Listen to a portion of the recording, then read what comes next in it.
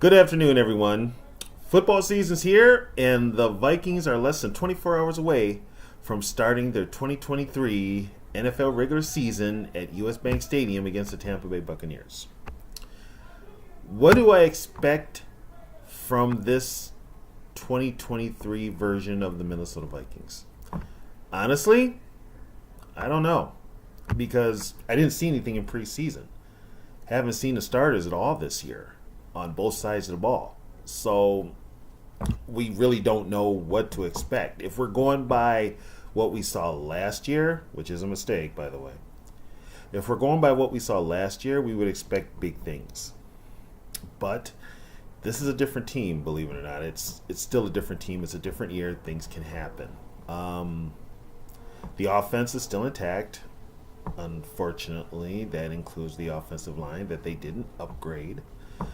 Brian O'Neill, the right tackle, appears to be coming back, but he tore his Achilles. And he's a few months removed from that. So let's see how he does. That's a main concern right there. Dalvin Cook is gone. You've got Alexander Matterson, your primary ball carrier. Let's see what he can do.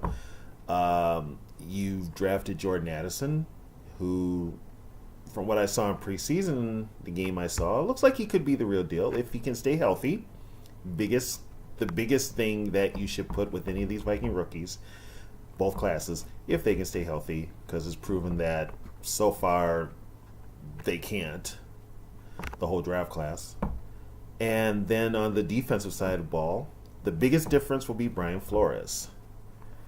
Unfortunately, Brian doesn't have a lot of, as they call them in college, blue chip players. He doesn't have a lot of stars on that defense. He's got veterans in Danielle Hunter and Harrison Smith. But after that, it's an average defense. Very average defense. You've got Hunter and Marcus Davenport, who is now all of a sudden has an ankle injury. Playing outside linebackers when they're defensive ends. They should be defensive linemen, hands in the dirt.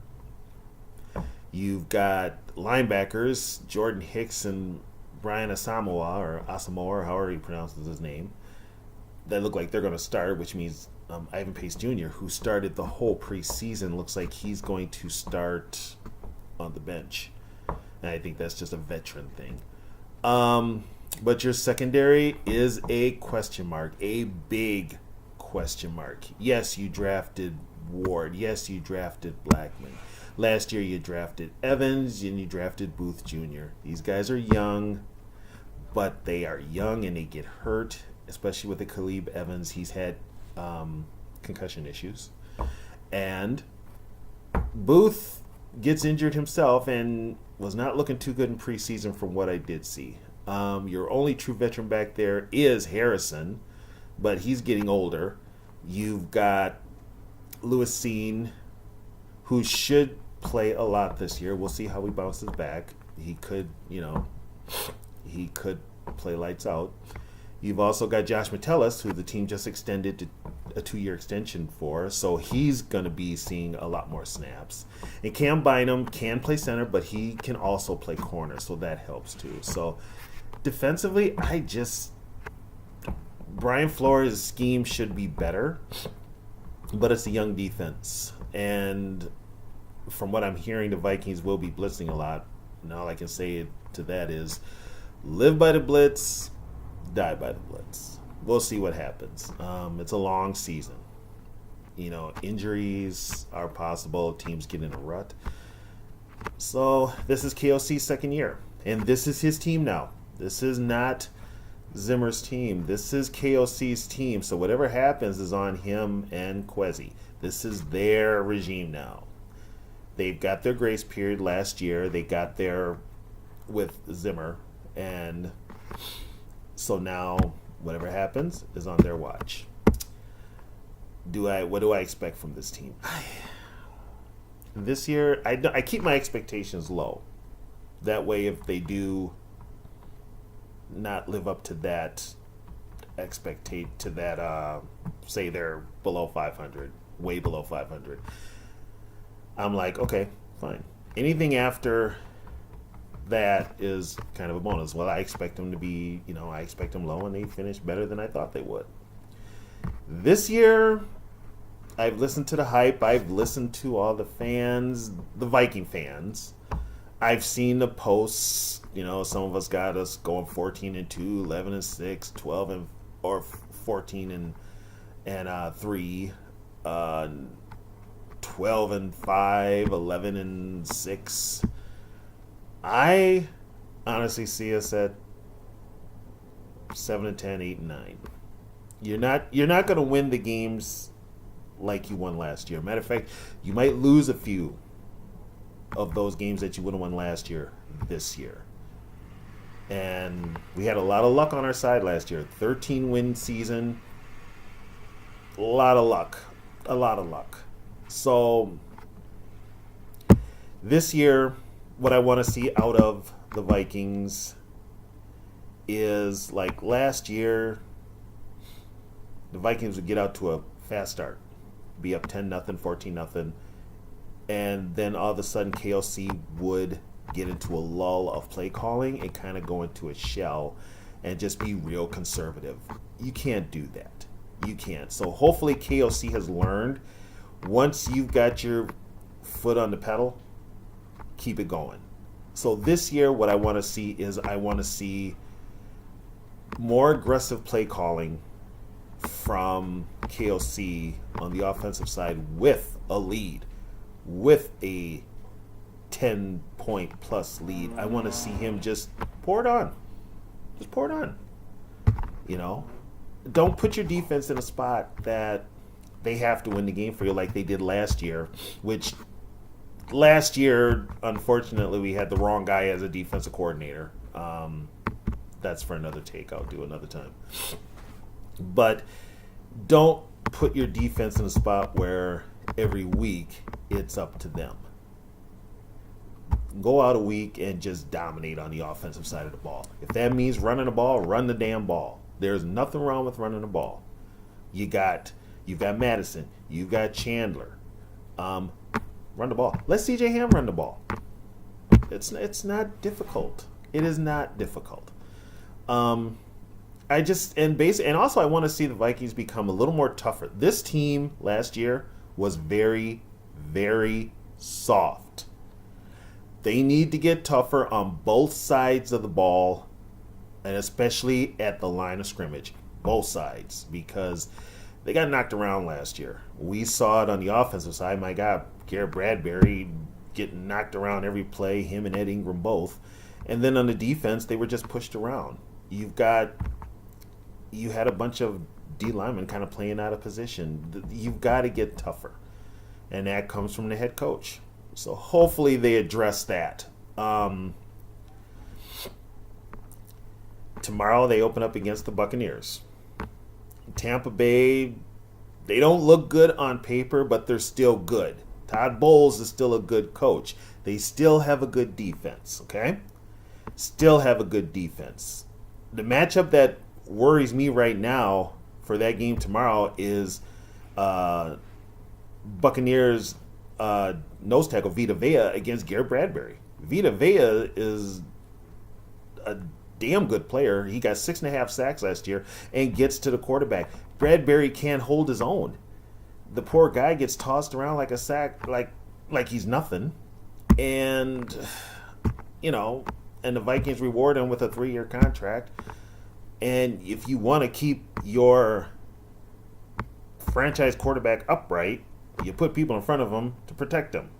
So we'll see, but that's a big matchup. And then you're going to have the Viking receivers against that Buccaneers secondary, which is pretty decent.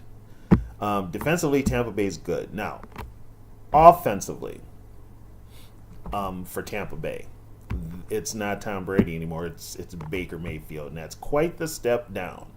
But he's still an NFL quarterback and can still play, and he's mobile. So for Brian Flores, I think the thing for him is to give Mayfield different looks that he hasn't seen, confuse him, give different blitz packages, different looks, fronts, what have you, which would confuse him. And Tampa Bay's offensively not that good, but they can run the ball. But they are missing their center. He's out for the year with an injury. Mike Evans, the wide receiver, is not happy with Tampa Bay, so he's going to be playing, but he's not going to be in the best frame of mind. I think he wants out of Tampa Bay. So we'll see what happens there. But all in all, it's a big day tomorrow. It's a new season. They are honoring the late Vikings head coach, Bud Grant. They're honoring him tomorrow. The Vikings are wearing their throwbacks. These are the 1961 jerseys. They're honoring Bud with a patch and I believe a sticker on the back of the helmets. The sticker stays all year. The patch, I think, is a one-game deal. These jerseys are a one-game deal. I prefer to see them go back to them, but that's just me. So there's going to be a lot of excitement in the air. The fans are waiting. The fans are ready.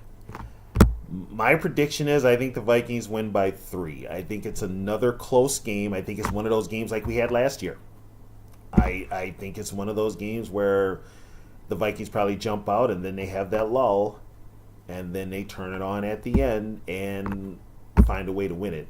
I've got the Vikings winning 23-20. So they start off the season 1-0, and then on a short week they have to go to Philadelphia to face the Eagles on Thursday Night Football. But what I'm hoping for is I want to see the Vikings dominate. I want to see this team actually just go in there, excuse my language, literally kick somebody's ass and leave. Seriously, just go in there, run up 30 on them, give up 10 or 17, make it a 37-17 game, make it a comfortable game, and show that you are not that soft team that you were last year. I don't know if they've got the makeup to do it, but they've got the weapons to do it. You've got Jefferson, you've got Addison, you've got your newly signed highest paid tight end in the NFL, Hawkinson. You pound the ball, run the ball. You can do things. Go play action with Kirk. Kirk works well with play action, with rolling out, which they don't do anymore. Just go out there and just dominate. Just beat up on an opponent for once. Then maybe I'll feel a little better about KOC. But right now, I still have my reservations about Kevin O'Connell. And I have many reservations about Kwesi Adolfo-Mensah. But new season, new outlook. Let's see what happens. So I will give an update. I will give like a quick little video after the game, like a quick reaction, probably 5-10 minutes after the game to give my reaction, depending on how it goes. It could be a good reaction, it could be just a head scratching what the hell did I just watch reaction. So I plan to do these. This will probably be the way I do my Tony takes now. I'll do them on video because it's a lot to type and typing bothers me sometimes. So, with that being said, everybody get prepared, get ready for the parties. Football season's here. Skol Vikings.